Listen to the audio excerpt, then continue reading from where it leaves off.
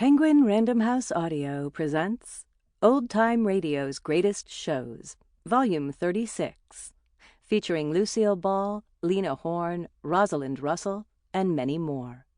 Edited by Carl Amari. A startled corpse, a blue-eyed woman, and a cryptic message scrawled by a dying man, with the pieces of a Chinese puzzle that wouldn't fit together, until I found out what was deadly about the orange dog. From the pen of Raymond Chandler, outstanding author of crime fiction, comes his most famous character as CBS presents The Adventures of Philip Marlowe.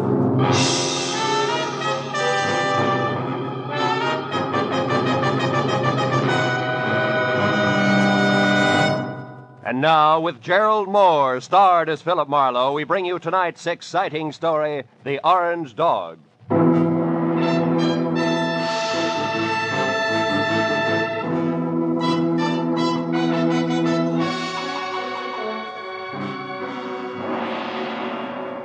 By 6 in the evening of a very slow day, I'd resigned myself to the business of no business. So I took my feet down from my desk, switched off the lights, and started out the door for home with the prospect of a nice, quiet evening ahead of me. But I didn't make it, even as far as the door. Oh. Hello, Philip Marlowe. Marlowe, my name is Shelley Martin. I'm at 8412 Los Feliz, a private residence. I want you to come out here right away. My sister is in a jam, a nasty one. Well, Miss Martin, as a matter of fact, I was just closing up for the night, and I was... Look, you. I need the services of a private detective right now this minute, and I'm prepared to pay for them. There are plenty of others in town. Are you coming or not? Yeah, okay, and thanks for the reminder. That's me you hear sprinting up your front walk. That's much better. And Marlowe, bring your brains along. You're going to need them.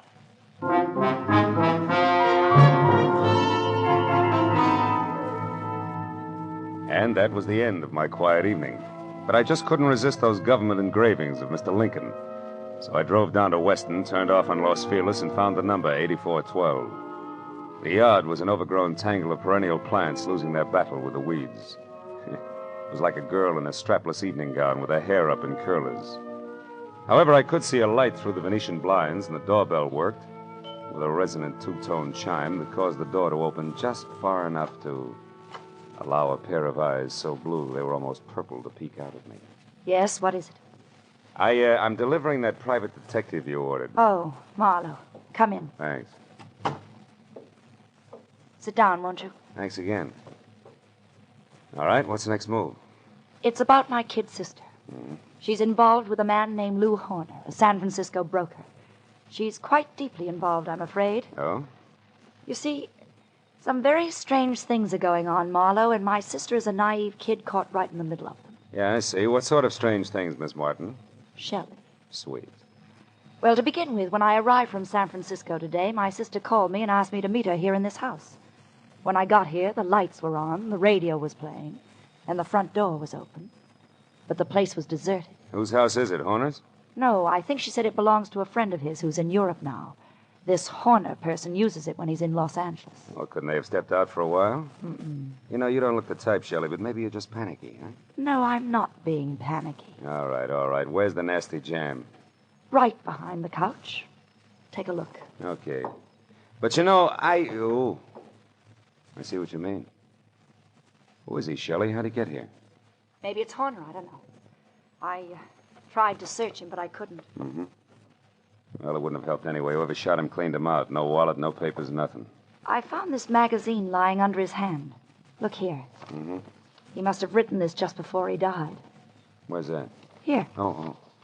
It says, call Marion tonight about the orange dog, a foe. Orange dog, a foe. Foe what? That's why I called you, Phil. Marion is my sister.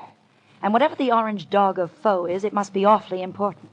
We've got to find out what it means, Phil, for Marion's sake. So far it means murder, honey, and that's for the cops. No, Well, all right, call them.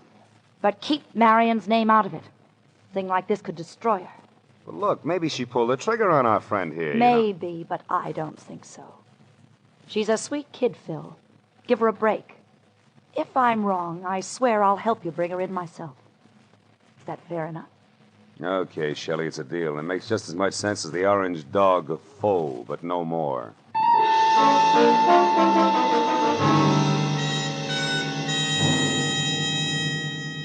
After I checked as far as I could on my client and sent her home, which was to the Villa 12 at the Wilshire Gardens Hotel, I ripped the General Squeegee tire ad with a message scribbled across it out of the magazine, folded it up, and stuck it in my pocket. Next, I called Lieutenant Ibarra at Homicide and told him where I'd found a body, probably named Lou Horne, leaving out all the details about Shelley, Marion, and the orange dog. Then I started out the door, but ducked back as a shadow slid across the walk. I caught a glimpse of a large, ugly head of long, dirty hair set on a small, ugly body that was moving fast. By the time I got out on the walk, Longhair was already putting mileage on a green coupe with a broken tail light. It winked mockingly as it went out of sight. So I got in my car and headed for New Chinatown.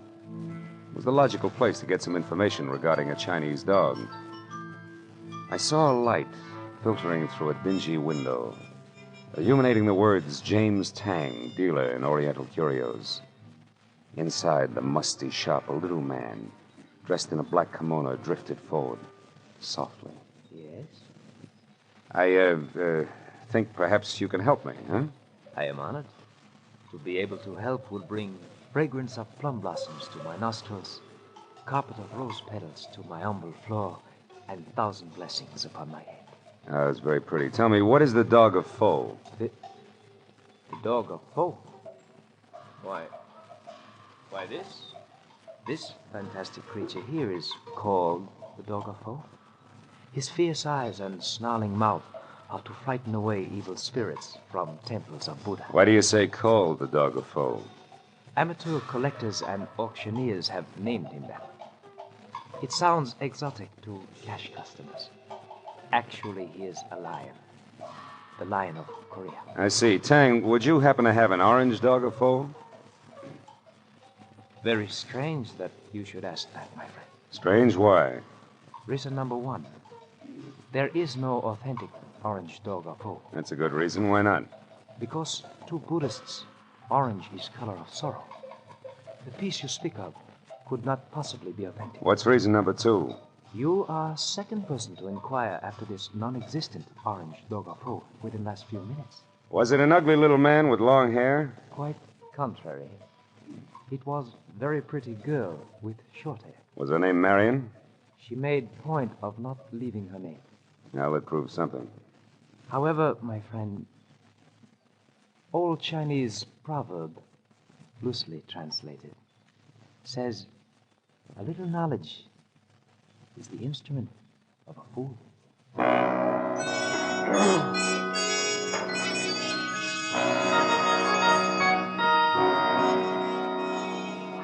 There were 9 other curio shops in the neighborhood, so I started making the rounds for the non-existent orange dog of Foe and a girl who was interested in one. From the first 3 shops, I got a fast horse laugh in the fact that the girl was still ahead of me. The next 2 netted an insult apiece and a total blank on the dame. And from the 6th, called Saxon's, a glossy, well-ordered place on West 7th Street, the only effect was a coldly curious raised eyebrow. The man in front of me, whom I took to be Mr. Saxon himself, was a gaunt white Russian with a high, naked head the color of warm paraffin. His slender fingers played nervously with each other as we talked. The orange dog of Foe. Yes, I have heard of such a piece, I think. It would be porcelain. Probably. This is your business. Who has it, Mr. Saxon? Can you tell me? No, I'm sorry. I believe I heard this orange dog mentioned just once, somewhere down in the village.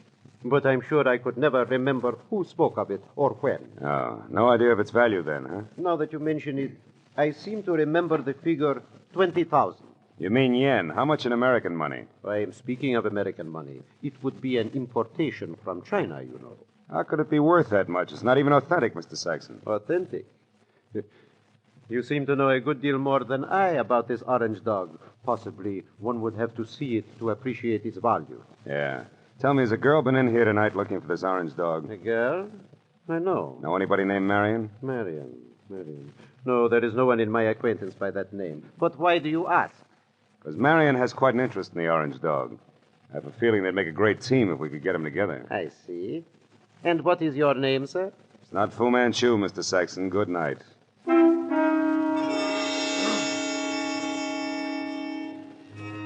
Saxon's expression didn't change. I turned and walked out of the place, and then because, with both of us using double talk, the conversation was bound. Sample complete. Ready to continue?